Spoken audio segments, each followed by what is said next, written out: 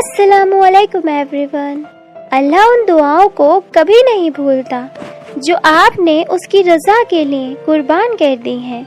اللہ کے لیے جو کھو دیا جاتا ہے وہ کبھی گم نہیں ہوتا، وہ پلٹ کر واپس ضرور آتا ہے، آپ کی ادھوری دعاؤں کی قبولیت بن کر، آپ کے درد کا اظہر بن کر، اللہ سے کی گئی آپ کی وفاؤں کا صلہ بن کر۔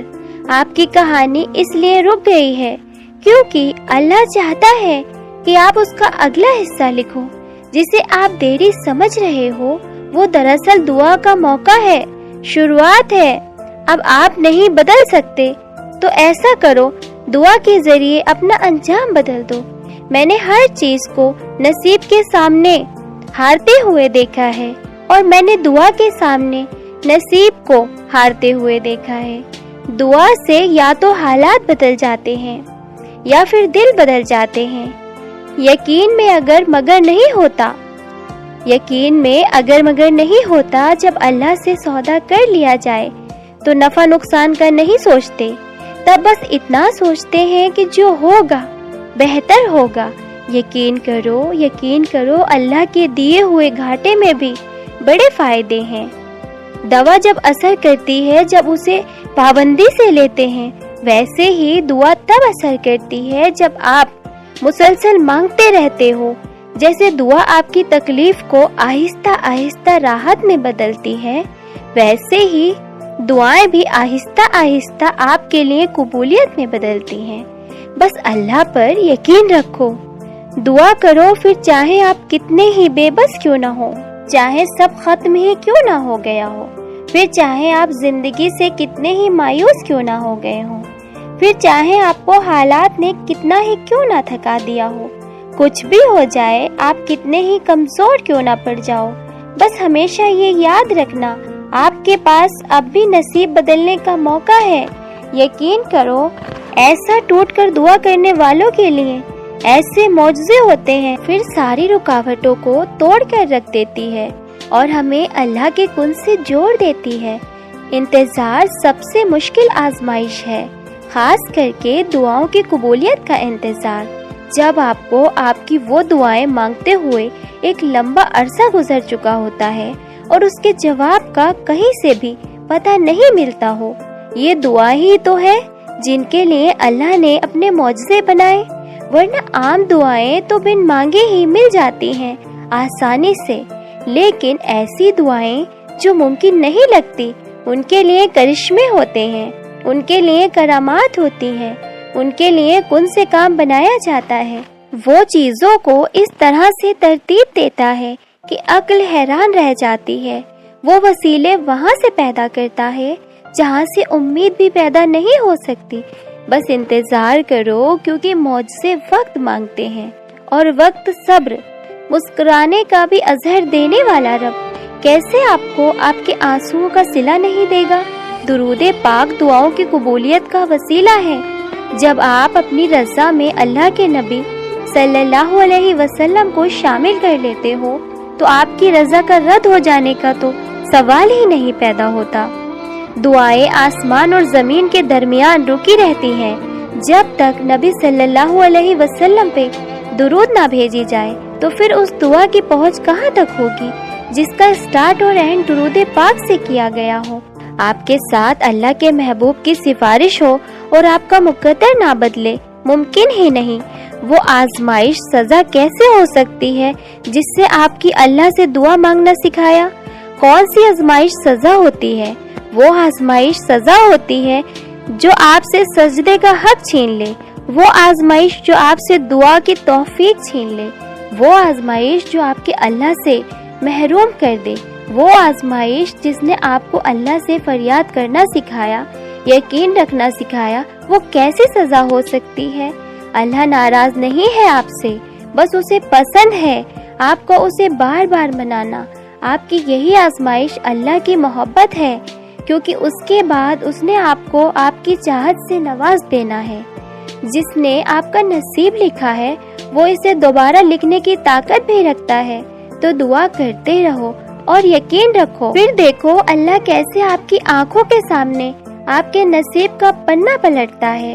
جانتے ہو اللہ کی اتاری ہوئی ہر آیت میں آپ کے لیے کوئی نہ کوئی جواب ہوتا ہے، کوئی نہ کوئی اشارہ ضرور ہوتا ہے۔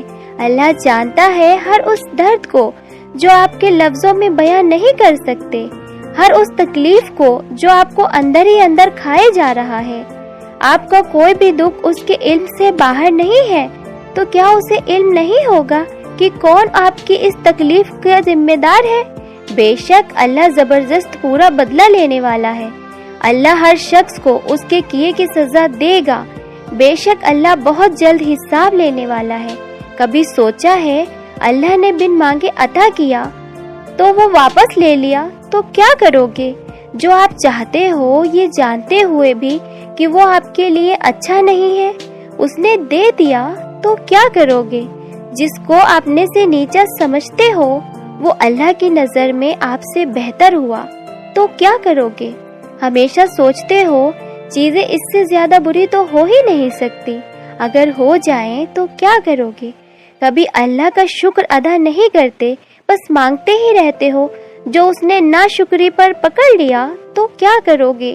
جو آپ سمجھتے ہو خود کو دوسروں سے بہتر، وہ جن کے راز ہے دنیا کے سامنے، کل آپ کا پردہ اس نے اٹھا دیا تو کیا کرو گے؟ وہ جو اپنے پسندیدہ لوگوں کو آزمائش میں ڈالتا ہے، اگر آپ کو نہ آزمایا کبھی تو کیا کرو گے؟ اللہ کا مقافت عمل کا انداز آپ کی سوچ سے بہت الگ ہوتا ہے۔ جب کوئی آپ کو تکلیف دے کر چھوڑ جاتا ہے، اللہ فوراً سزا نہیں دیتا، بلکہ اللہ اسے ڈیل کرنے سے پہلے آپ کو مضبوط بناتا ہے، اور اللہ اسی دوران اسے دنیا کے ہر دھوکے سے ملواتا ہے جس نے آپ کو دھوکہ دیا ہوتا ہے۔ اور پھر ایک مقام ایسا بھی آتا ہے جہاں پہنچ کر اس انسان کو احساس ہوتا ہے کہ آپ کی نیت کتنی پاکیزہ تھی، اور پھر یہ جان لینے کے بعد وہ واپس لوٹ آتا ہے، لیکن اب تک آپ آگے بڑھ چکے ہوتے ہو اور اللہ نے آپ کے اس قدر مطمئن کر دیا ہوتا ہے۔ ایسا نہیں ہے کہ وہ تکلیف دیتا ہے، اور ایسا بھی نہیں ہے کہ وہ سنتا ہی نہیں ہے، بس کچھ منزلوں کے راستے اس نے ایسے بنائے ہوتے ہیں کہ آپ کو ان تک پہنچنے کے لیے اللہ کی راہ سے ہو کر گزرنا پڑتا ہے۔ آپ سوچتے ہو کہ یہ تو میری پسند کی راہ ہے ہی نہیں، لیکن آپ گمان بھی نہیں کر سکتے کہ اس راہ کے آخر میں جو منزل ہے وہ آپ کی کتنی پسندیدہ ہے۔ صبر کرنے میں اور صبر آنے میں بہت فرق ہوتا ہے۔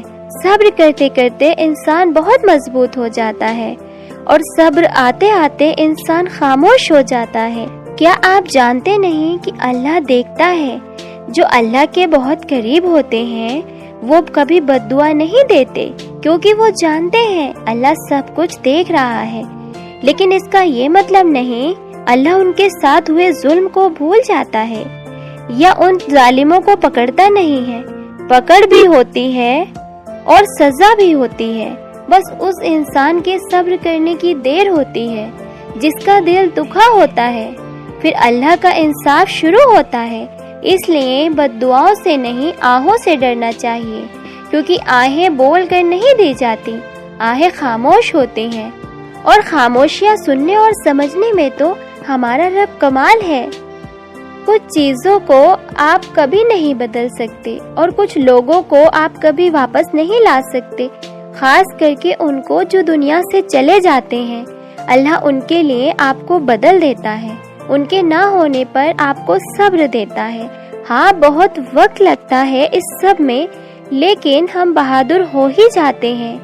ہم سب کا آخری ٹھکانہ وہی ہے، آج نہیں تو کل ہم سب کو اپنی اسی منزل کی طرف چلے جانا ہے۔ آخر ہم سب کو ہی ان بچھڑے ہوئے سے ملنا ہے جن سے ہم نے ساری عمر محبت کی ہے۔